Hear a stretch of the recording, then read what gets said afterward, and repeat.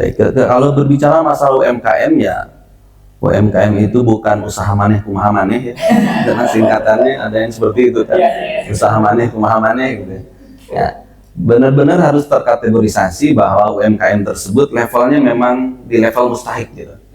Level mustahik. Itu pertama harus teridentifikasi bahwa UKM tersebut betul-betul masih asnaf zakat gitu. Karena kan dalam hal zakat Kang Bang ya, betul-betul harus tepat sasaran terhadap 8 asnaf itu. Maka andai kata pun ada program pemberdayaan kepada UMKM, maka pastikan UMKM-nya UMKM yang memang terdefinisi sebagai fakir atau terdefinisi sebagai miskin gitu, sehingga tidak keluar dari jalur asnaf. Nah, setelah itu bukan hanya program pemberian modal misalkan atau zakat produktifnya bukan hanya sebatas lurjen kalau bahasa Sunda bilang ya, tapi memang memerlukan partisipasi dari amilin itu sendiri. Dan ini yang berat. Tugas amil yang berat itu memang bukan hanya ketika menyalurkan saja, tapi bagaimana menjaga dari zakat produktif yang disalurkan itu si penerimanya pun merasa didampingi dan tidak merasa ditinggalkan.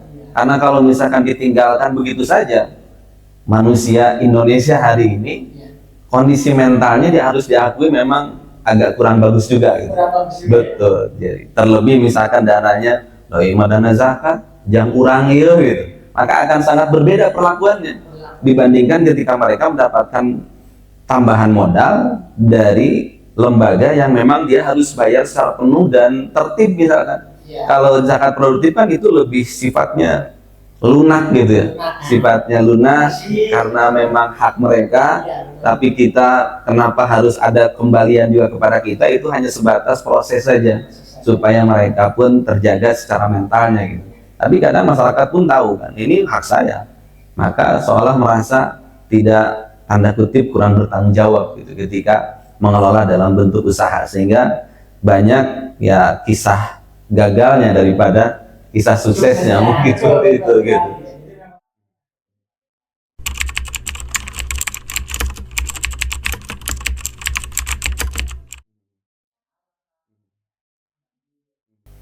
Memang ini kajiannya kajian fikih ya, bahwa bolehkah zakat disalurkan ke bencana misalkan bencana kemanusiaan atau bencana perang. Tapi kalau kita lihat dampaknya dari sebuah bencana itu kan dia akan menimbulkan kemiskinan dadakan gitu. Kemiskinan dadakan, orang fakir yang dadakan meskipun mereka sebenarnya punya harta, tapi hartanya kan sudah tidak berguna lagi, rumahnya terendam, kemudian kerjanya pun putus gitu. Untuk menyambung hidupnya dia hanya mengelurkan bantuan dari orang lain, maka ya zakat saya kira tidak menjadi masalah ketika memang ada dana-dana yang memang disiapkan untuk dana darurat untuk bencana alam seperti itu, termasuk bencana perang gitu ya. Jadi masih ada celah ya, celah secara fikih kalau menurut saya gitu ya, karena tadi bahwa bencana itu kan melahirkan kemiskinan dadakan itu, kondisional yang miskin gitu, maka menjadi nggak salah juga ketika zakat juga distribusikan ke hal seperti itu. Karena kan setelah bencana akhirnya punya uang, betul. Cuman mungkin sifatnya temporer kan ya.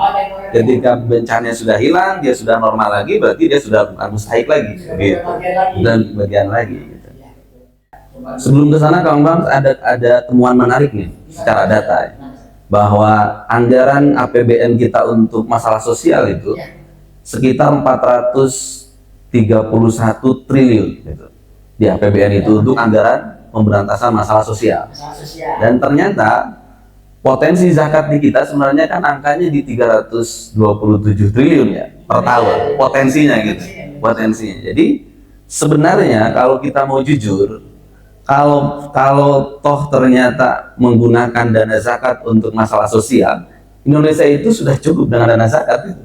327 triliun, dana hari ini yang dianggarkan untuk sosial 431, kan beda sedikit gitu ya, beda sedikit. Cuman masalahnya tadi kan potensi 327 triliun, hari ini yang tertarik berapa? Setengahnya juga enggak. Yang tertarik sama BAS itu kan cuma 33 triliun.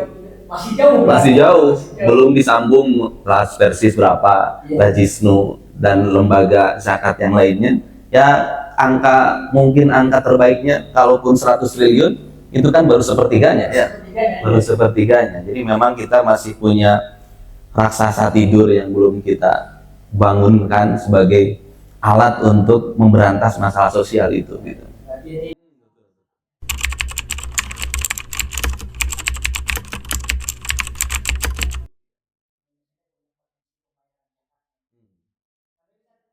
pesan. Kalau warisan berarti titik tekannya kan kepada yang ditinggalkan ya, Iya. pada yang ditinggalkan. Tapi juga jangan sampai kita mewarisi harta yang baik untuk keturunan, Iya. tapi kita tidak berbekal diri untuk diri. Itu pun sebuah kesalahan saya kira. Jadi memang berpikirnya kita harus komprehensif, berpikirnya harus holistik, bahwa kita tidak memikirkan 100% untuk keturunan saya harus seperti apa, tapi kita pun harus memikirkan diri ini. Kita punya bekal apa dan berapa yang nanti kita akan dibawa menghadap Allah Subhanahu wa taala. Berarti memang ada porsinya, kita harus memikirkan zakat, infak, sedekah untuk diri kita. Begitupun mempersiapkan harta warisan untuk anak-anak kita. Karena kata Rasul juga kan ketika nengok Sa'ad bin Abi Waqqas ketika sakit keras, di akhirnya kan Rasul melarang Sa'ad bin Abi Waqqas untuk menginfakkan seluruhnya, setengahnya. Bahkan Rasul di angka terakhir, kalaupun mau 1/3, tidak boleh lebih dari itu kan. Terakhir Rasul mengatakan, kamu meninggalkan keluargamu dalam keadaan berkecukupan, itu jauh lebih baik dibandingkan dengan kamu meninggalkan keluargamu dalam keadaan kekurangan, yang berpotensi akan menjadi mustahik gitu. Iya. Meminta-minta kepada manusia gitu. Nah itu pun bahaya gitu. Tapi bahaya juga ketika kita fokus untuk mewariskan harta kepada anak, kita lupa zakat, infak, sedekah untuk diri gitu. Nah, maka tadi ketika berbicara warisan, warisan itu titik tekannya kepada yang ditinggalkan, ya kita pun harus mempersiapkan. Tapi jangan sampai fokus kepada warisan, ternyata kita pun lupa untuk berbekal diri. Karena kata Rasul di hadis yang lain kan, bahwa harta terbaik untuk kita itu adalah harta yang kita infakkan, harta yang kita sedekahkan. Adapun harta yang ditinggalkan bukan milik kita, tapi milik ahli waris gitu. Ya kadang klaim itu kan kita hari ini, misalkan hari ini kita punya aset rumah, balong, misalkan mobil, tentu kita akan menganggap balong itu milikku, mali kalau dalam bahasa Arab kan, hartaku. Kata Rasul, apa benar itu harta milik kamu? Gitu. Karena harta itu kan terbagi menjadi 4, kata Rasulullah. Ma'akala fa'afna, yang kamu makan akan lenyap. Famala bisa fa'abla, yang kamu pakai juga akan usang. Wa ma'al tofaktana, yang engkau infakkan, engkau berikan, itulah yang harta sedang engkau kumpulkan untuk kemaslahatan diri gitu. Famasi wadhalika fahuwa dahibun wa tarikuhu linnas. Selain yang 3 itu, harta itu menjadi ahli waris kamu, menjadi milik ahli waris, bukan milik kamu lagi. Maka tentu berpikirnya proporsional dalam hal ini gitu. Berpikir warisan iya, berpikir untuk berbekal diri dengan harta juga iya. Karena nanti kan kita meninggal, kita ingin dibangkitkan, inginnya apa? Ingin sedekah kan ya? Cita-cita ingin sedekah. Berarti jangan berpikir parsial, tentu harus berpikir secara menyeluruh gitu. Berbekal diri iya, manfaatkan kesempatan zakat, infak, sedekah selama hidup. Terlebih hari ini momentum Ramadan, mangga silahkan salurkan zakat, infak, sedekah ke lembaga yang dipercaya seperti kami ini, Las Persis gitu ya. Bisa dilihat kepercayaannya juga sudah dari publik gitu, tidak diragukan lagi gitu ya. Sahabat Las Persis dimanapun Anda berada, dan juga silahkan sisihkan untuk ahli waris, itu terbaik gitu. Jadi memang dua-duanya harus seimbang. Betul, dalam Kita bekal nanti. betul. Kita menyiapkan untuk lucu juga. Karena akan lucu juga ketika warisan banyak, tapi kitanya nggak ada bekal. Tara infak, tara sedekah gitu. Tara zakat, tipu. Seimbang. Iya betul, dua-duanya harus. Nah, saya berikutnya nih, Seth. Ini bagaimana mereka yang pas-pasan jadi mungkin pas jalan. Pas mau beli mobil ada gitu.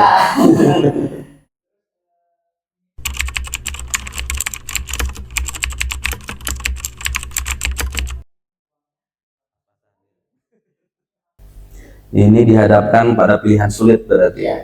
Satu sisi dia ingin berinfak, satu sisi memenuhi kebutuhan diri yang memang harus didahulukan. Ya. ada kategori orang bertakwa itu di Al-Quran sifatnya kan alladzina yunfikuna fis-sarra'i wad-dharra. Orang-orang yang dawam infaknya, baik dalam keadaan senang atau dalam keadaan sulit. Maka ini mangga silahkan nanti diatur sedemikian rupa, tapi memang fokusnya adalah penuhi dulu kepentingan diri, karena ketika kita beli makanan untuk kita makan, itu pun sedekah untuk kita. Kadang kita berpikir sedekah itu kan harus memberi makan kepada orang lain, padahal memberi makan kepada mulut kita sendiri, kepada istri kita, kepada anak kita, itu pun sedekah terbaik. Kalau memang pasnya untuk itu, tidak ada celah atau sisa yang bisa berbagi hancengan bahasa Sundanya gitu, maka nggak mengapa, karena suapan ke mulut kita pun sedekah selama menjadi tenaga untuk beramal soleh. Kita memberikan keluarga pun adalah sedekah. Tapi orang bertakwa ketika dalam keadaan yang sulit seperti itu, dia mampu-mampukan diri, misalkan berbagi hancengan gitu. Contoh misalkan ketika hari ini keluarga kita 3 kali makan, pas 3 kali makan, maka itu sekali-kali bisa untuk menyisihkan, nggak apa-apa nak, nggak apa-apa istri, kita hari ini 2 kali saja, 1 porsinya kita berikan kepada orang lain. Nah, walaupun saat itu masih butuh gitu. Cuman ketika 3 ke angka 2 itu kan nggak sampai motorot tuh, masih bisa untuk berbagi gitu. Maka silahkan. Tapi kalaupun nggak bisa, nggak menjadi soal, karena untuk suapan ke diri dan keluarga pun itu adalah sedekah, bahkan sedekah terbaik. Sedekahlah dengan jalan yang lain, bantu misalkan ketika kelas butuh relawan, ikut membantu, itu pun sedekah gitu ya, bagian dari sedekah. Cuman kalau kita berbicara sedekah harta, ya gambarannya seperti tadi. Kalau mampu berbagi hancengan bahasa Sundanya, mangga. Tapi kalau misalkan tidak mungkin untuk berbagi, hanya cukup untuk diri dan keluarga, tidak menjadi soal, karena itulah infak yang wajib itu untuk keluarga.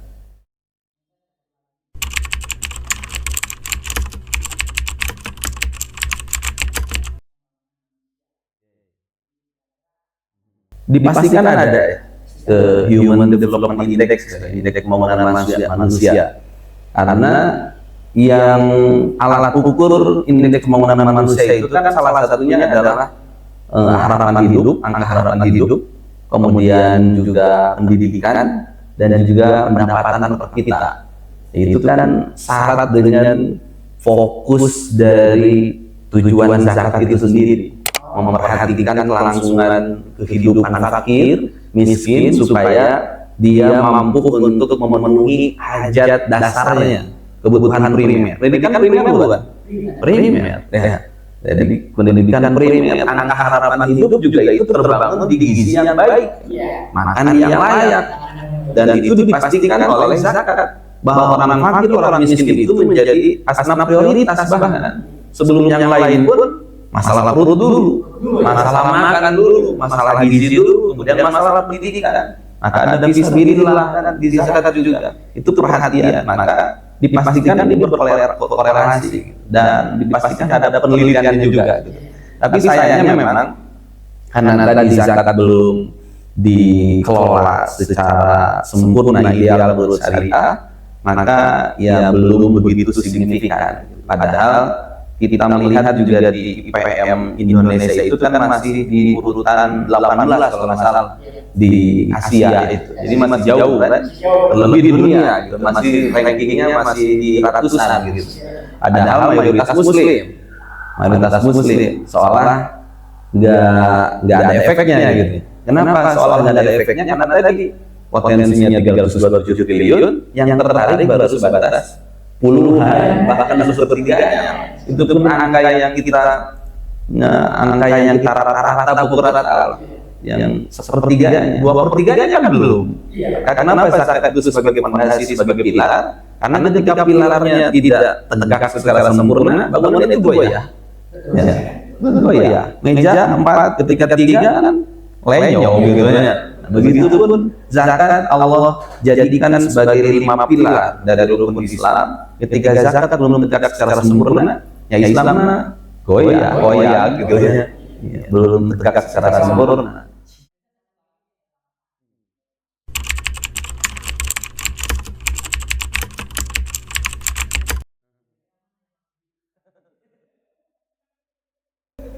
bayar utang wajib, zakat juga wajib kan?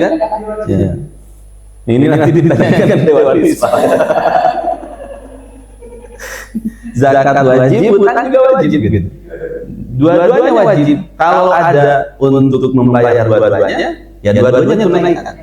Tapi saya kira kalau misalkan kalau bayar hutang tidak ada untuk menunaikan zakat, maka zakatnya bisa dipending sebagai hutang lagi berarti. Yang penting hutang manusianya selesai, zakat hutang Allahnya kita tulis aja dulu. Mudah-mudahan tahun depan bisa ditunaikan gitu ya. Termasuk usahanya dilancar gitu. Penting ada keinginan. Dalam hal ini mungkin fattakullah mastata'tum. Bertakwa kepada Allah Subhanahu wa taala sekemampuan kita gitu.